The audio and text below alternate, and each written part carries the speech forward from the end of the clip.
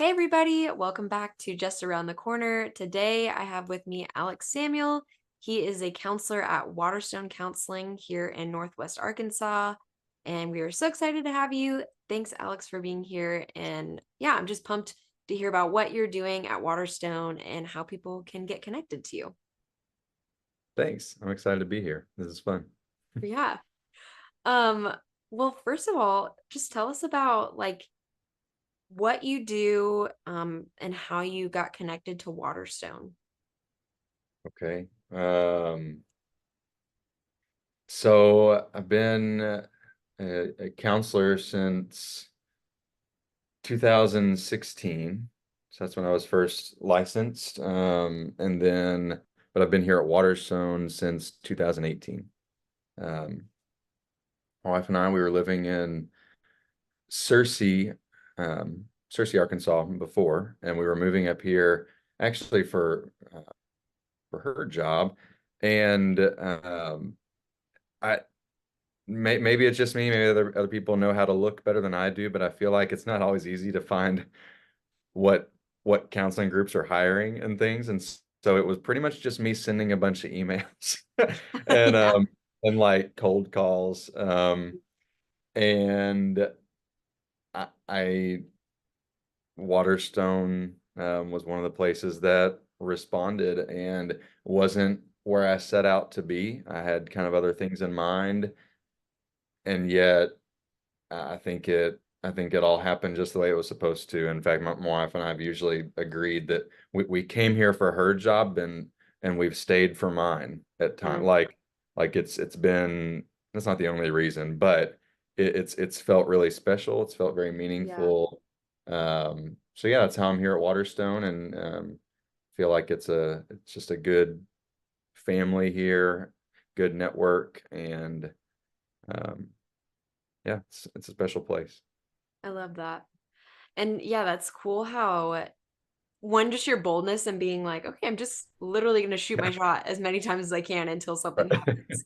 Um, which is kind of like, yeah, how it works in the counseling realm is there not a lot of advertisements of like, hey, like looking for counselors, it's a lot of just who you know and Sure. especially if you're new to the area, I'm sure that was like a big challenge of like, okay, like Yeah. I guess I'm just gonna have to like search and really try and so like put my neck out there. And so it's awesome that you've found such a like counseling like home and family there and that it's clearly Yeah. worked out well to where it's um something that you want to like stay here for.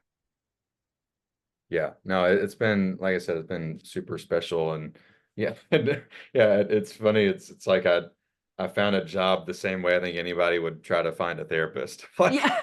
Yeah. counseling groups in Northwest Arkansas. Like, Yes. so Oh it's gosh. yeah, but Yep. it's fun. Just seeing who responds first. And Yep. yeah. Oh, that's funny. Well, like specifically within your like work with clients, like what are some of the areas that you really focus on, or people that you are really passionate about working with? Yeah. That's a great question. It's such an honor to get to do this and to get to sit with anyone who's willing to come through the door and do something that requires a lot of bravery, and for some people, something entirely brand new that they've never seen done before. And so it's really special. But I would say some of the biggest areas that I work within, I do a lot of work with unwanted sexual behavior. Um, Sexual issues of some various kinds. Sometimes that involves identity issues as well. Just in general, identity as people, but also um, sexual identity and navigating some of those pieces. And some of that's not necessarily things that I ever planned on, but it's been something that I've been very passionate about, and trying to create space um, that allows for question, allows for exploration, allows for some unknown where that's not always allowed in other spaces. Mm, Um, I do quite a bit of work there. I work with couples as well. Um, and then in general, life transition type things, and as with most therapists, anxiety, depression, some of those maybe more stereotypical counseling things that we think about, Sure. but Yeah. but those are in there too. I try to do some experiential work, and so it's not just talking the whole time. And every once in a while, I don't do a lot of it, but I do offer some intensives, Mm. which is just longer counseling. Basically, anything over a couple hours, and that could be for one day, or it could be for 2 or 3 days, just to offer kind of a different pace, a different style for those who are interested. So Mm. Yeah, that's great. And just for the listeners, if you listen to the podcast where I talk with Brittany Turner, she focuses on intensives. And so if you're mm, curious what Alex mentioned, there's a lot more information about what intensives are on that episode. So you can check that out. But like going back to what you said, Alex, of a couple things that stand out to me is you're very like inviting and curious, even just in the way that you talk about your work with people. And one phrase specifically of unwanted sexual behavior really stood out to me. Um, yeah, and instead of being like sexual addiction or something along those lines, which is a lot more pathologizing, sure. um, which can have different tones to that. And so I think just even that feels very curious and open, um, and allows people to feel safe, which I think just says a lot about your character as a person and as a counselor, and just even knowing that from you as a person and knowing you outside of like the Right. counseling realm. So yeah, that's really cool. Well, thanks. Thanks. I appreciate that. Mm, It means a lot. yeah. And you use the term experiential. So Sure. can you maybe give us some examples of what does that mean and what does that look like? And I know that that's like a kind of a beast to tackle, so like Yeah. don't feel like you have to like totally nail it, or but Take it just back. I shouldn't maybe have said. yeah. Did I say that? No, I Yeah. don't. No, I don't do that, yeah. Yeah. Um, at the risk of like a kind of a nice therapeutic non-answer, right? No, I mean really it's like experiential could truly be just about anything Mm, that's not just sitting and talking. mm, Now, the thing is, experiential it can still happen while sitting and talking. It's when I kind of think of it as like if we're engaging more than a couple of the senses, right? If we're trying to, and so sometimes that goes by different names. You could talk about somatic experiencing. You could talk about some other um, um, some other approaches that fit within kind of some trauma models and things like that.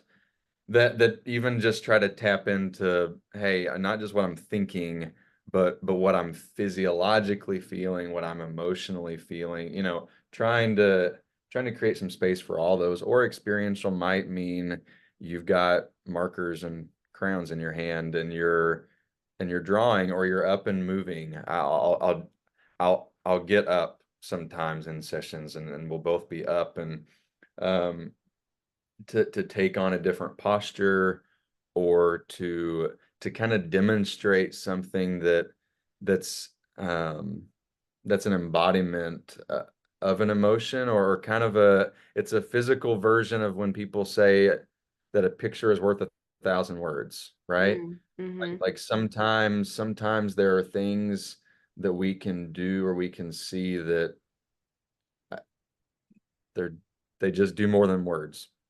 Yeah. Um, and I like words. I'm a talker, so I'm not anti-words. But I try to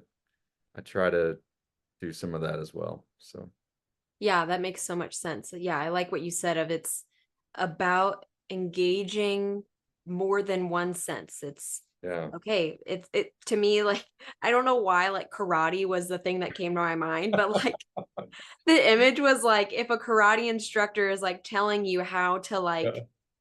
like chop through a wooden block, it's like, okay, you just take your hand and but like when you actually do it, there's a different experience, there's a different sensation that comes along with that Sure. is a bit more integrative. And so that's what I feel like I hear you saying is that what you're doing is hoping to have a more integrated and fully embodied experience that engages more than just your cognitive thinking brain. It's hoping to access every part of you, and that can look like talking, that can look like crayons, that can Sure. look like movement, all sorts of things. So Absolutely. yeah. Yeah, that's a great way to put that. Mm. I So should have along, asked you that question. yeah, right.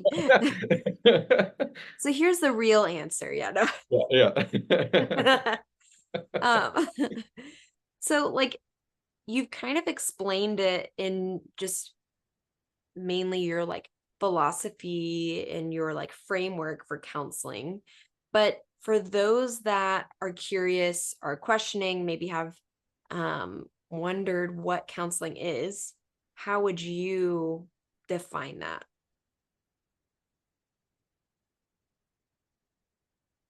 That's a good question. Yeah. Um, Not going easy on you today. no, no. Can I ask some clarification? Is that how I see what I do or how I see like the process of counseling? Mm. I guess the same thing, but could be. Yeah. I mean, I would probably say that, and that's a great question, by the way, probably the process of counseling in general. Okay. But obviously, the way that you see it and do it is going to influence the way that you answer that question. And so I want to like give permission for Yeah, your influence to impact your answer. sure. That makes sense. I think the first thing that came to my mind was the word joining. Mm, I feel like counseling is just a joining process. But it's doing it within a special kind of relationship. I don't know if this is the best way to say it, but I like to tell clients like you don't owe me anything. mm, You don't owe me anything. Like I'm not a family member and I'm not a friend. And don't get me wrong, we can have really, really close friends in life who are like we can shoot straight, we can tell each other like we can say what's up and but so often it's just the nature of relationship. There's just more to it than that. And um now theoretically, if all our relationships were fully healthy and like hurt wasn't there, I don't know if someone would need to join with me in this kind of mm, special counseling relationship. But life is all around um and there is hurt and so I just think this is a joining.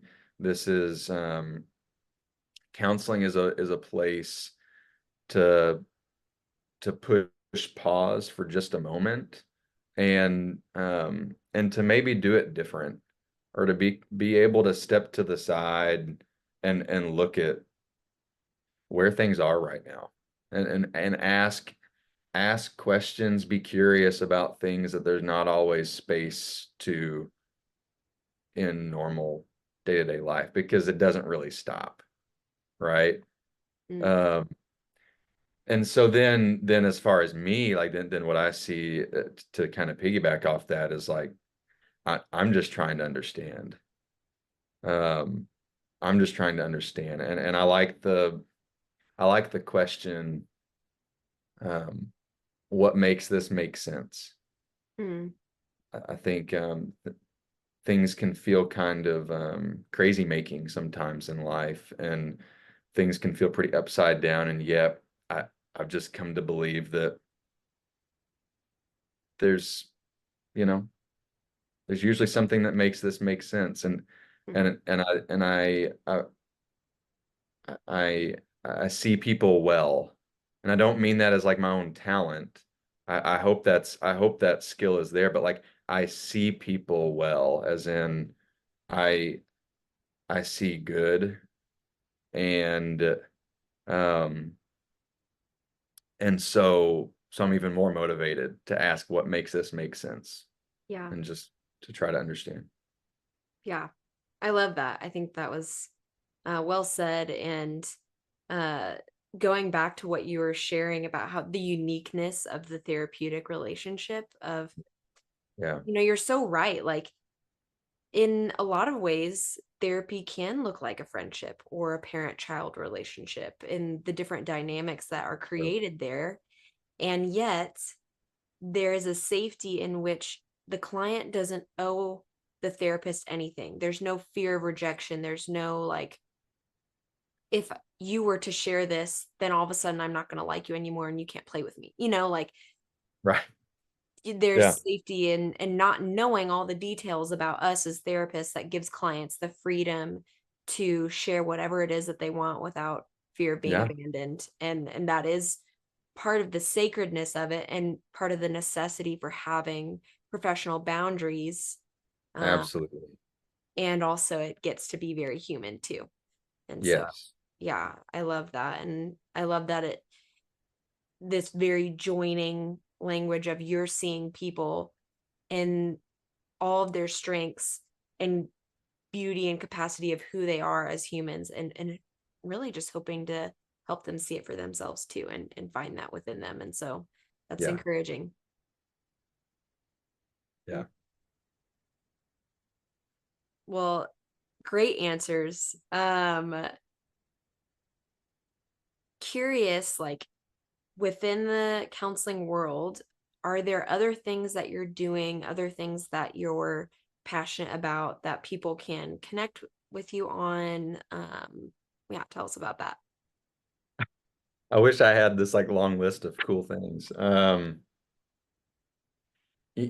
mean, if um I've got it's almost embarrassing because I've not kept up with it very well, but there was a time that I was writing a little bit more, and I want to get back. I'm working on a couple things that are those aren't available yet though. But there is a site. It's just called Mm, longestdistance.wordpress.com. mm. I didn't even pay extra to like take the WordPress part out, right? Not that serious. But I think it highlights just some more of like how I see some things. I'm obviously interested in mental health, counseling, the realm of psychology, but then also how that intersects with existentialism and theology and some things like that. And so I write a little bit to those ends and where I see some intersection and where I see maybe some different takes on some things that maybe aren't always seen that way. So that's there. And like I said, I wish I had a bunch of other really cool things to reference. I don't know that I do. I I teach a little bit on the side, but if you're not a grad student, then you're probably not going to run into the. So that's that's probably most of it. Yeah, I think so. That's awesome. And if somebody wanted to connect with you, what are the ways that they can do that? So my email is alex@waterstonecounseling.com. Um, that's okay. I just let it out. There it is. And I mean our website, you can look up Waterstone and you can see a old picture of me there where I've got long hair that I need to change. So I don't know if that's all that helpful, but there are ways to contact me through there as well. But email's great, and I'm definitely open to that. And um, yeah, it's fun. Yeah. Do you ever have clients who come in for their first session and they're like, whoa, you look a lot different than your picture on the website? Yeah, like last week, like, Yeah. yeah, yeah, absolutely. And I'm like, I promise it's me. And like, I don't. There's a different hair color. And I'm like, I promise I've not colored my. I don't know Yeah. what. Oh my gosh. You're like, was this a trick? Like, did they Yeah. just like bait and switch and just give you a different therapist? I mean, And really, I've got like long hair down to here, and I've got like a beard in the picture. It's a little unfair that. yeah. I mean, to those listening, even if you don't want to see Alex as a counselor, you should just check out the picture because it really is funny, like how different it is. Yes, But it's fun. oh man. Um, well, it sounds like there are some really like cool opportunities to connect, and I'm excited for when more of the stuff that you're writing gets made public because you have a lot of great things to say and to share. And so um yeah, I'll put the link to your WordPress site available for listeners. So if you want to check it out, see what Alex is Yeah. doing, you can. Um, but yeah, thanks so much for talking with me today and just sharing what you do and how people can get connected to you. Well, thank you. It's always good to see you. Yeah, good to see you too.